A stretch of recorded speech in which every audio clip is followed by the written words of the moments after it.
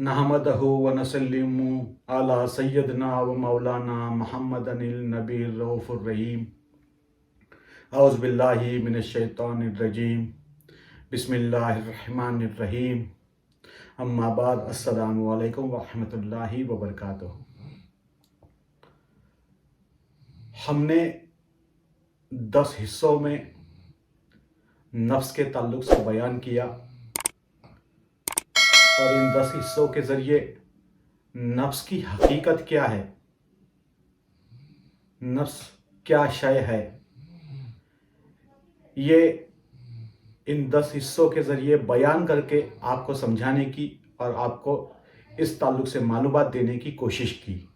हमारे चैनल के ज़रिए तमाम हमारे वीडियोस देखने और सुनने वालों से गुजारिश करना चाहूँगा कि आप जब किसी भी मौजू का बयान सुने, जो अव्वल हिस्से यानी पहले पार्ट से सुनने की कोशिश करें, ताकि वो जिस भी मौजू पर वो वीडियो है जो आप सुन रहे हैं वो आपको मुकम्मल तौर पर आसानी से समझ आए। अगर आप बीच में से किसी भी पार्ट को सुनते हैं तो उसकी जो पहली जो बातें हैं, पहली जो मालूमात है वो आपको समझ में नहीं आएगी, उसकी हकीकत पूरी तरह आप समझ नहीं पाएंगे। इसलिए गुजारिश है कि हमारा वीडियो आप जब भी देखें और जिस भी मौजू का वीडियो देखें तो अव्वल पार्ट से लेकर देखना शुरू करें ताकि आपको मुकम्मल बात समझ में आए। बहरहाल आगे बढ़ते हैं। हमने नफ्स की हकीकत के ताल्लुक से अब तक 10 पार्ट 10 हिस्से मुकम्मल कर दिए। आखिरी के 9वां और 10वां जो हिस्सा है, उस 9वें और 10वें हिस्से में हमने नफ्से अम्मारा के ताल्लुक से मालूमात देने की कोशिश की कि नफ्से अम्मारा का फेल क्या है, नफ्से अम्मारा की वो कौन सी सिफातें हैं जिन सिफातों को ज़मीमा और रजीला सिफातें कहा जाता है। तो नफ्से अम्मारा की इन सिफातों के बारे में और नफ्से अम्मारा के फेल के बारे में 9 और 10 पार्ट जो है, 9वां और 10वां पार्ट है जो नफ्स हकीकत नफ्स की हकीकत क्या है, इस मौजू का 9वां और 10वां पार्ट है। इस पार्ट के ज़रिए हमने नफ्से अम्मारा के नफ्से अम्मारा के बारे में चंद मालूमात देने की कोशिश की। जैसे कि हमने 10वें पार्ट के आखिर में आपसे वादा किया था कि हम नफ्से अम्मारा की जो ज़मीमा और रजीला सिफातें हैं, उन सिफातों से कैसे छुटकारा पाए, उन सिफातों से कैसे बाहर निकले, उन सिफातों का इलाज क्या है, उस इलाज के बारे में, उस तरीक़ेकार के बारे में हम आपको बताएंगे। तो आज की वीडियो इसी टॉपिक पर हम बना रहे हैं और इसी टॉपिक का ये जो है, इसी मालूमात को देने की हम आपको कोशिश करेंगे कि किस तरह नफ्से अम्मारा जो सौले नफ्स था उसे फिर से स्वाले बनाया जाए, उसे बुराई के फेल से, बुराई का हुक्म देने वाले नफ्स को बुराई के फेल से, ज़मीमा और रजीला सिफातों से किस तरह बाहर निकाला जाए। तो इसी ताल्लुक से आज हम अपनी गुफ्तगू की इब्तिदा करते हैं। मेरे अजीज़ों, जब भी हम अल्लाह की बारगाह में अल्लाह की इबादत के लिए हाजिर होते हैं तो हाजिर होने से पहले उसके कुछ हाजिर होने का कुछ कानून है, कुछ तरीका है कि सबसे अव्वल जिस्म का पाक होना, हमारे कपड़ों का पाक होना और फिर जगह का पाक होना। ये 3 अव्वल शराइत है कि इबादत से पहले हमारा जिस्म पाक हो, जिस्म का जो लिबास है, जो हमने कपड़े ज़ेब तन किए हुए, वो हमारे कपड़े भी पाक हो और जिस जगह पर हम इबादत करने वाले हैं वो जगह भी पाक हो। तो ये हो गई ज़ाहिरी पाकीज़गी की बात कि कपड़ा जाहिर में है, जिस्म जाहिर में है, जगह जाहिर में है, तो यहाँ की नापाकी हमें नज़र आ जाती यहाँ की गंदगी हमें नजर आ जाती है। अगर कोई गंदगी हमारे कपड़े पर या कोई जिस्म पर लगी हुई हो, या जिस जगह हम इबादत करना चाहते हैं अगर वो जगह गंदी हो, तो हम उस गंदगी को साफ करते। कपड़े और जिस्म की गंदगी हम पानी से साफ करते। कपड़ा अगर गंदा हो तो पानी से धोकर हम उसे साफ करते। जिस्म अगर गंदा हो तो गुस्ल या वजू के जरिए हम अपने जिस्म को पाक और साफ करते और फिर अल्लाह की बारगाह में खड़े हो जाते।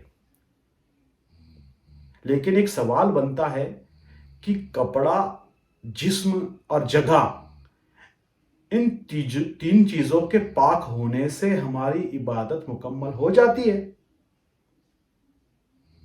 तो मेरे अजीजों, सिर्फ जाहिर का पाक होना काफी नहीं है।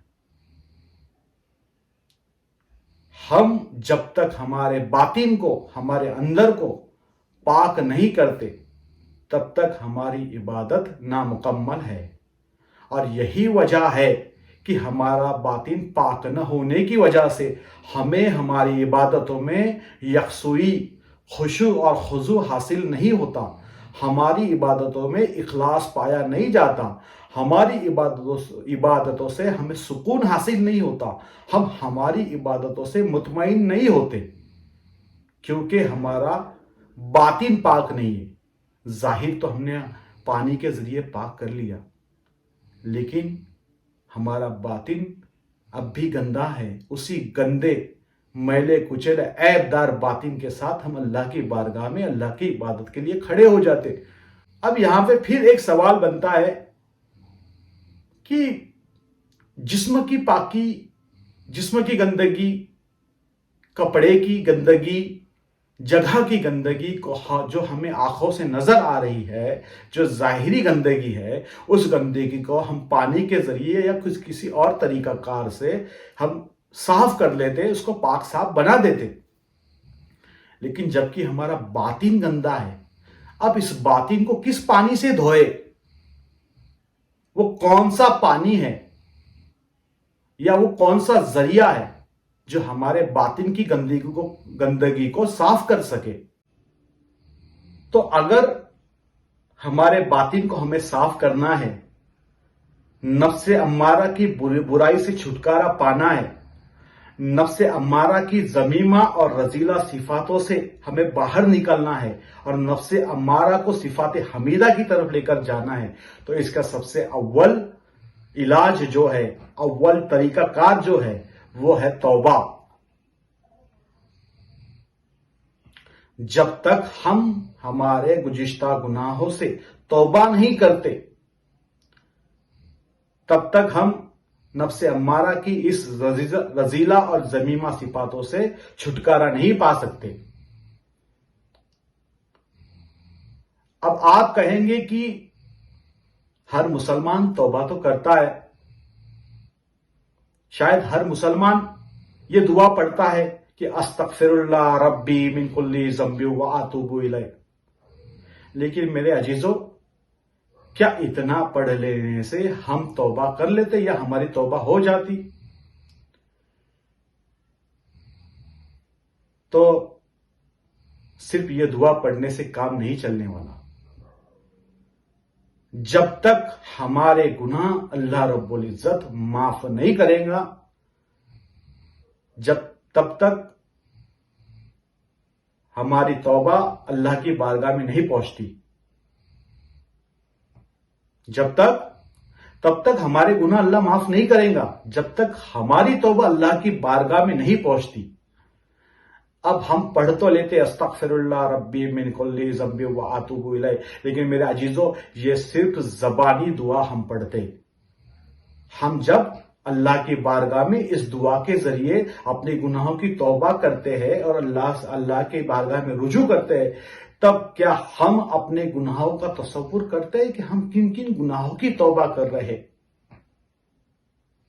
जब तक हमें हमारी गुनाहों का तसव्वुर नहीं होगा, तब तक हमारी तौबा मुकम्मल तौर पर तौबा नहीं होगी।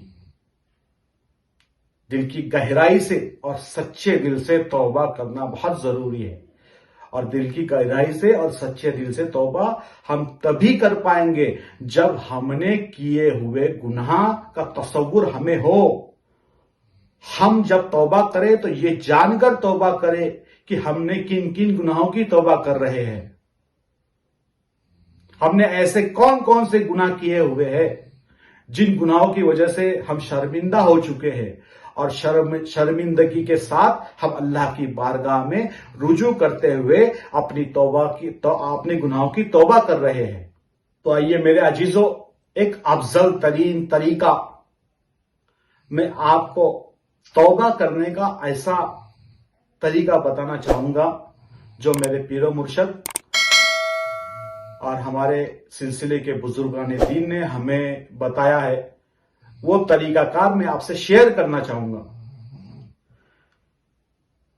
آپ نے سب نے صلاۃ التوبہ کا نام سنا ہوگا, نماز توبہ.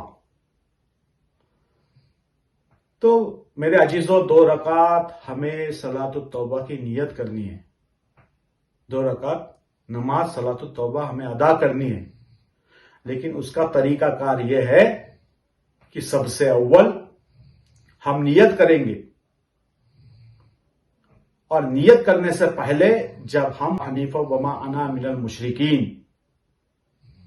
اور پھر اس کے بعد میں ہم نیت کریں گے, اور پھر ثنا کے بعد ہم سورہ فاتحہ پڑھیں گے.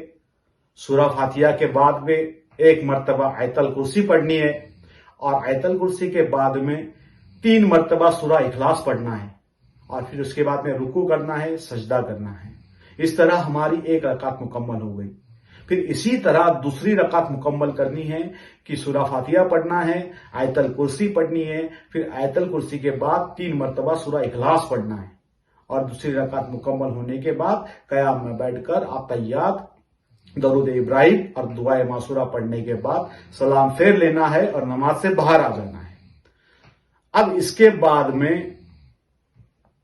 ہمیں ہمارا رخ نماز کے لیے جو کعبہ شریف کے طرف ہے, اس رخ کو مدینہ شریف کے طرف موڑ لینا ہے,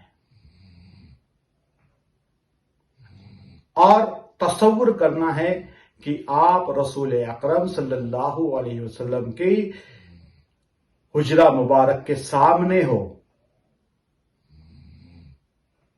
اور رسول اکرم صلی اللہ علیہ وسلم کے سامنے سب سے پہلے آپ نے حضور اکرم صلی اللہ علیہ وسلم سے اپنے گناہوں کی معافی طلب کرنی ہے, کیونکہ اول ہم رسول اکرم صلی اللہ علیہ وسلم کے گناہ گار ہیں, ہم ان کے امتی ہیں, اور ہم نے ان کے ہر حکم کی نافرمانی کی ہے. تو سب سے اول ہم رسول اکرم صلی اللہ علیہ وسلم کے گناہ گار ہیں. اس لیے سب سے پہلے ہم رسول اکرم صلی اللہ علیہ وسلم سے اپنے گناہوں کی معافی طلب کریں گے, کیونکہ اللہ رب العزت بھی فرماتا ہے کہ جب تک میرا حبیب معاف نہیں کرے گا تب تک میں بھی معاف نہیں کروں گا. اللہ فرماتا ہے کہ اے لوگو, اگر تم اپنے جانوں پر ظلم کر بیٹھو تو تم میرے حبیب کی بارگاہ میں حاضر ہو جاؤ, اور میرے حبیب سے معافی طلب کرو, اور میرے حبیب سے کہو کہ وہ میری بارگاہ میں یعنی اللہ کی بارگاہ میں تمہاری مغفرت کے لیے دعا کرے. تو میرے عزیزو, سب سے پہلے ہم حضور اکرم صلی اللہ علیہ وسلم سے اپنے گناہوں کی معافی طلب کریں گے, اور پھر رسول اکرم صلی اللہ علیہ وسلم سے التجا کریں کہ یا رسول اللہ صلی اللہ علیہ وسلم, آپ اللہ کے حبیب بڑے ہی محبوب ہو, اللہ آپ کی دعا رد نہیں کرے گا. تو التجا کرے کہ یا رسول اللہ, مجھ گنہگار کو آپ بہتر جانتے ہو, تو آپ میرے گناہوں کی مغفرت کے لیے اللہ کی بارگاہ میں دعا کرے کہ اللہ مجھے معاف کرے. تو میرے عزیزو, یہ اول طریقہ ہے اور افضل طریقہ ہے اپنے گناہوں کی توبہ کرنے کا, بشرطے توبہ سچے دل سے ہو, دل کی گہرائی سے ہو. جب تک ہمیں ہمارے گناہوں کا تصور، ہمارے گناہوں کا احساس نہیں ہوگا تب تک ہماری توبہ مکمل نہیں ہے۔ لیکن توبہ کی ہمیں اس صلاۃ التوبہ کی کثرت کرنی ہے۔ کوشش کرے کہ ہم ہر دن رات میں سونے سے پہلے 2 رکعت صلاۃ التوبہ پڑھ کے ہی سویا کرے۔ اپنے زندگی کا یہ معمول بنا لے، ہر دن، کسی دن بھی کوئی دن ناگا نہ کرتے ہوئے ہر دن ہم بنا توبہ کے نہ سوئے، صلاۃ التوبہ ادا کرے۔ صبح میں فجر کی نماز کے بعد میں کوشش کرے کہ کم سے کم 100 مرتبہ یہ دعا پڑھے، استغفر اللہ ربی من کل ذنب واتوب الیہ، اور اس تصور، اپنے گناہوں کا تصور بھی کرے پڑھتے وقت کہ میں اپنے کن گناہوں کی توبہ کر رہا ہوں۔ میرا عزیزو، توبہ مانے ان گناہوں سے ان گناہوں کے تابع ہو جانا، یعنی ان گناہوں سے رک جانا، ہمیشہ کے لیے ان گناہوں سے ٹھہر جانا۔ یہ عہد و پیمان ہے توبہ کا۔ ہم عہد کر لیں، توبہ یعنی ہم اللہ سے ہم نے جو گناہ کیے ان گناہوں کی معافی مانگ رہے، یہ ہو گیا استغفار۔ اور توبہ کہ اب ان گناہوں کو ہم پھر کبھی نہیں دہرائیں گے، یہ ہوگا عہد۔ تو اب ہمارا استغفار اور توبہ مکمل ہوا، اور اسی کوشش میں ہمیشہ لگے رہنا ہے کہ جو بھی گزشتہ گناہ ہم سے سرزد ہوئے، چاہے وہ صغیرہ ہو چاہے کبیرہ ہو، چاہے جانے انجانے میں کیے گئے ہو چاہے جان بوجھ کر کیے گئے ہو، چاہے ظاہر میں کیے گئے ہو چاہے تنہائی میں کیے گئے ہو، تمام گناہوں سے ہم سچے دل سے توبہ کریں، اور ان گناہوں کو وہ گناہ ہم سے پھر سے نہ ہو، اس بات کی ہم کوشش کرتے رہیں۔ اس کے علاوہ اور کچھ طریقہ کار ہے۔ حضرت مولانا روم اپنی مثنوی شریف میں فرماتے ہیں کہ نفس امارہ کو قابو کرنے کا سب سے اچھا طریقہ یہ ہے کہ کم خفتن، کم خوردن، کم گفتن، یعنی کم کھاؤ، کم سو اور کم بولو۔ کھانا نفس امارہ کی غذا ہے۔ اگر ہم پیٹ بھر کھا لیتے ہیں تو یہ نفس امارہ طاقتور ہو جاتا ہے، اور یہ پھر شہوت پرستی، برائی کا حکم دینے لگتا ہے۔ یہ ہمیں گناہوں کی طرف مائل کرتا ہے، گناہ کرنے کے لیے ہمیں اکساتا ہے۔ اسی لیے میرے عزیزو، جب بھی کوئی غذا اپنے اندر ڈالو تو یہ خیال رکھو کہ ہماری جو غذا ہمارے پیٹ میں جا رہی، جو اناج ہم ہمارے پیٹ میں ڈال رہے ہیں، وہ حلال ہو،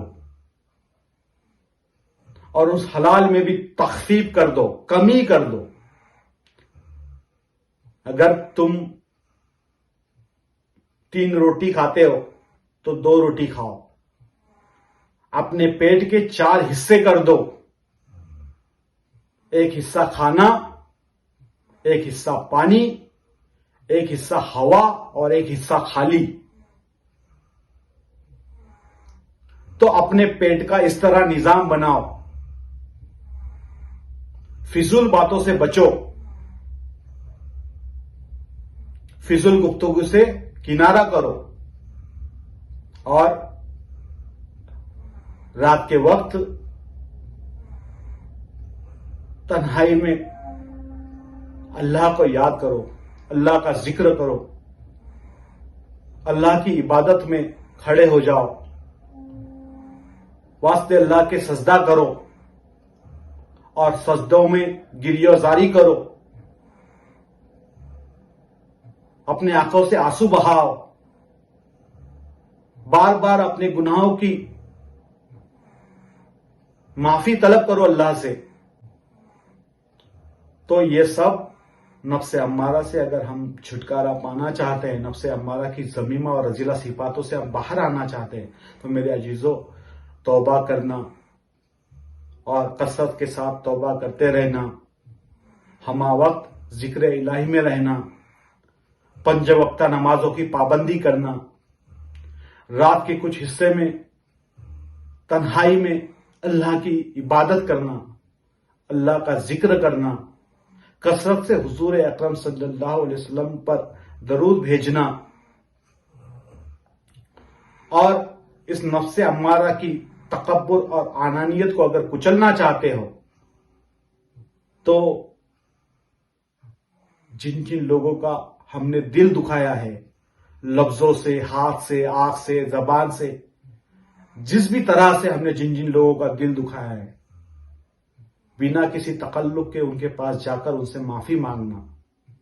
نفس ایک سرکش گھوڑا ہے، یہ ہمیں کب پٹک دیں گا اس کی کوئی گارنٹی نہیں ہے، اسی لیے توبہ کی کثرت بہت ضروری ہے۔ توبہ کرتے ہوئے بھی یہ جو نفس امارہ بن چکا ہے، یہ اتنا زیادہ ملوث ہو گیا تھا گناہوں میں اور برائیوں میں کہ یہ گناہ اور برائی اس سے آسانی سے چھوٹتی نہیں ہے۔ ہم آسانی سے اس سے نکلنے والے نہیں، کہ ایسا نہیں کہ آج ہم نے توبہ کر لی اور اب ہم سے کبھی گناہ نہیں ہوگا یا گناہوں کا خیال نہیں آئے گا۔ اسی لیے توبہ کی کثرت بہت ضروری ہے۔ اور اس کے علاوہ جب جب ہمارے دل دماغ میں گناہوں کا خیال آئے، یہ نفس امارہ جب ہمارے اندر وسوسہ ڈالے گناہوں کا، گناہوں کے تعلق سے خیالات پیدا کرے، تب کثرت سے ہم یہ دعا پڑھیں: یا مقلب القلوب ثبت قلبی علی دینک، یا مقلب القلوب ثبت قلبی علی دینک۔ یہ دعا کثرت کے ساتھ ہمارے آقا مولا رسول اکرم صلی اللہ علیہ وسلم پڑھتے تھے۔ میرے عزیزو، یہ سب طریقہ کار ہے نفس امارہ کے ذمیمہ اور رذیلہ صفاتوں سے اگر ہم باہر نکلنا چاہتے ہیں تو ان سب طریقوں کو، ان راستوں کو اپنانا پڑے گا۔ نمازوں کی پابندی کرنا پڑے گی، اپنے باطن کو صاف کرنا پڑے گا، توبہ کے پانی سے اسے دھونا پڑے گا، تب جا کے کہیں ہم نفس امارہ کے ذمیمہ اور رذیلہ صفاتوں سے چھٹکارا پا سکیں گے۔